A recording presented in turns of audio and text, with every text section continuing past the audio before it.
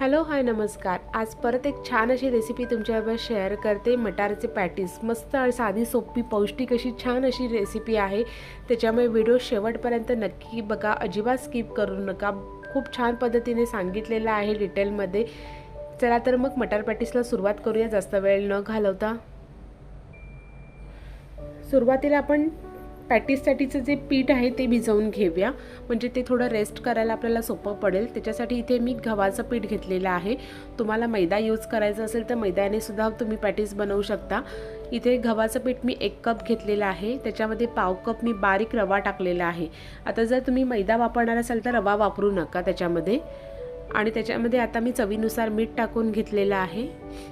ते सगळं असंच हाताने आधी व्यवस्थित असं आपण मिक्स करून घेऊया आणि त्याच्यानंतर 1 चमचाभर त्याच्यामध्ये तेल टाकून घेऊया।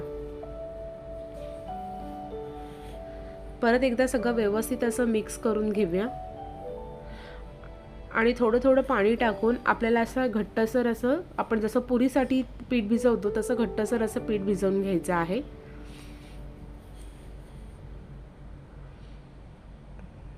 आणि आपण पीठ भिजवल्यानंतर आता बाकीचं जे पुढचं आपल्याला स्टफिंग करायचं आहे, त्याच्यासाठीचं आपण स्टफिंग करेपर्यंत आपण हे पीठ आहे ते व्यवस्थित रेस्ट करायला ठेवायचं आहे। तर थोडंसं परत एकदा तेलाचा हात लावून व्यवस्थित असं मळून घेते आणि ते आपण रेस्ट करायला ठेवूया, कारण का त्याच्यामध्ये आपण जो रवा टाकलेला आहे तो छानपैकी फुलायला पाहिजे, म्हणून आपण हे सगळी अशी प्रोसेस करत आहोत। आता इथे मी मेजरिंग कपचं 1 कप उकळलेले मटार घेतलेले आहेत। ते मटार आता आपण असे जरासे जाडसरच असे बारीक करून घ्यायचे आहेत। एकदम आपल्याला बारीक पेस्ट करायची नाही, थोडेसे जाडसरच असे आपल्याला ते बारीक करून घ्यायचे आहेत। आता एका भांड्यामध्ये मी 1 चमचा तूप घेतलेला आहे।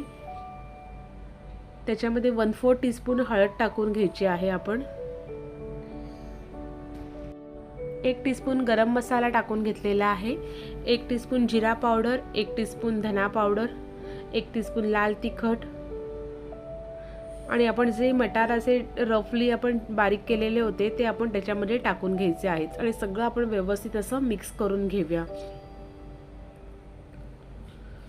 मीडियम फ्लेमवरती सगळं करायचं आहे, एकदम आपल्याला करपवायचं नाहीये, कारण का मटार आपले शिजलेले आहेत। आपल्याला काही सगळं शिजवायचं नाही आहे, फक्त मसाल्यामध्ये व्यवस्थित असं मिक्स करायचं आहे। चवीनुसार मीठ टाकून घ्यायचं आहे आणि 1 चमचा त्याच्यामध्ये आपण टाकायचं आहे बेसन।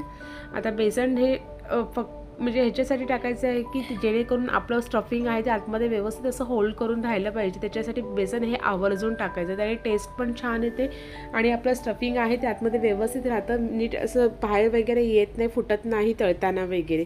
त्याच्यामुळे 1 चमचा बेसन टाकून घेतले। त्याच्यानंतर आपण हे सगळं व्यवस्थित मिक्स करून आपलं स्टफिंग आहे ते गार करायला ठेवून देऊया।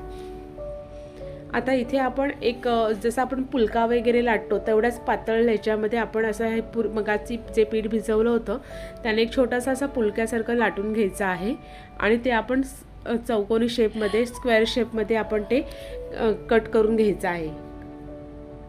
आता बाजूचे सगळे आहे एक्स्ट्रा ते आपण काढून घेऊया, ते पुढच्या आपण ह्याच्यामध्ये वापरू पुरीमध्ये। आणि आपल्याला स्टफिंगमध्ये आता आपण 1 चमचा सगळं मटारचं आपण मगाशी तयार केलेलं स्टफिंग आहे ते आपण त्याच्यामध्ये अशा पद्धतीने भरून घ्यायचं आहे। सगळीकडनं व्यवस्थित असं घट्ट असं प्रेस करून घ्यायचं, पूर्णपणे व्यवस्थित प्रेस करायचं सगळीकडनं। आणि आता आपण त्याला एक्स्ट्रा जरा डिझाईनसाठी सुद्धा आणि एक्स्ट्रा प्रेसिंगसाठी सुद्धा आपण अशा पद्धतीने ते आपण साईडनी प्रेस करून घ्यायचं आहे। आणि अशा पद्धतीने आपले पॅटीस आपण तयार करून ठेवलेले आहेत। पाहुणे वगैरे येणार असेल तर अशा पद्धतीने तयार करून ठेवलेत आणि पाहुणे आल्यानंतर फक्त तळून घेतले तरीसुद्धा छानपैकी आपले पटकन गरम करून देता येतात।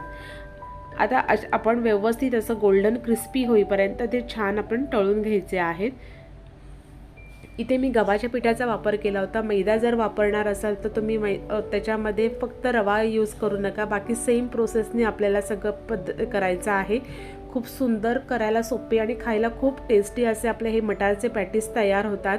पटकन काहीतरी करायचं असेल आणि मटारचं सीझन आहे म्हटल्यानंतर असे मटारचे वेगवेगळ्या रेसिपी तर घरात झाल्याच पाहिजेत। त्याच्यामुळे अशा पद्धतीने हे मटारचे पॅटीस तयार केलेले आहेत आणि एकदम मस्तपैकी आतून पूर्णपणे असे भरगच्च असे सुंदर आणि खायला इतके सुंदर असतात ना, आणि पटकन होणारे आणि कमीत कमी साहित्यातले आहेत। त्यामुळे व्हिडिओ आवडला असेल, रेसिपी आवडली असेल तर लाईक करा, चॅनलला सबस्क्राईब करा आणि चला तर मग परत एका नवीन सुंदर वेगळ्या रेसिपीसोबत किंवा नवीन एका वेगळ्या व्हिडिओसोबत भेटूया। थँक्यू.